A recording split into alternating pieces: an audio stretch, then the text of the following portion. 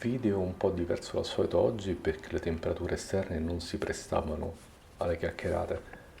Argomento comunque molto interessante, portato alla mia attenzione da Johnny White, detto Jerby, il cofondatore e pitmaster di Goldie's Barbecue in Fort Worth, Texas. Per chi non lo sapesse, Goldie's è stato nominato e premiato come miglior ristorante di barbecue, superando Franklin nel 2021. Quindi non proprio un signor nessuno. Gerby è un grande sostenitore del fumo sporco e di un fuoco sporco.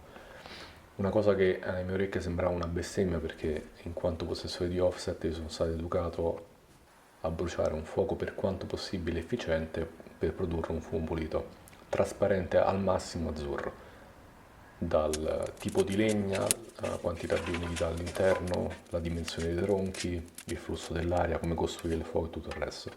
Secondo Gerby, tutto questo stress, tutte queste responsabilità riguardo il fuoco sono completamente inutili perché sul prodotto finale non si riesce a sentire la differenza.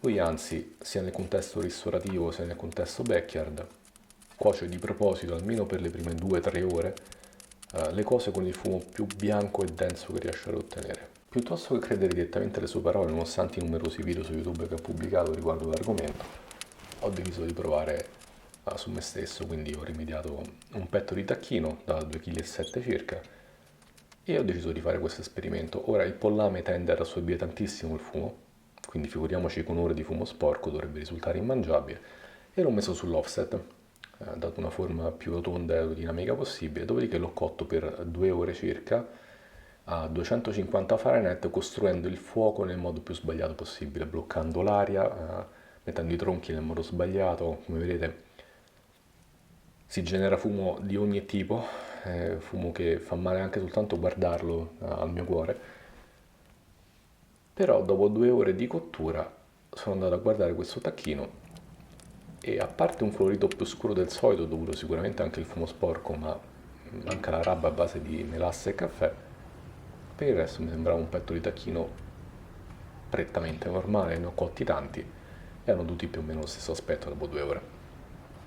Temperatura all'interno siamo sui 120 circa, quindi ne mancano 35 che continueranno a farseli sull'offset prima di essere incartato nella carta stagnola con del miele. Non ho usato il burro, ho usato il miele perché tanto il burro non lo mangio.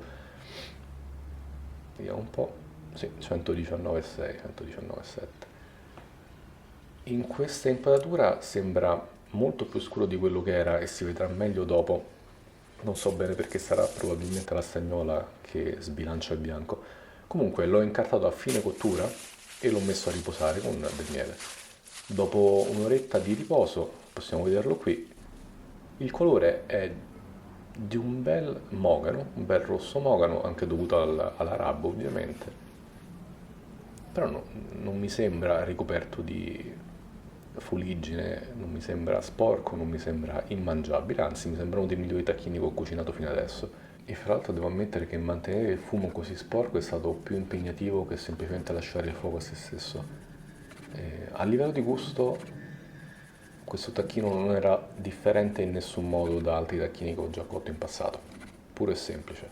Il fumo si sentiva un po' di più, sicuramente, ma non risultava sporco, non risultava spiacevole, non risultava pesante.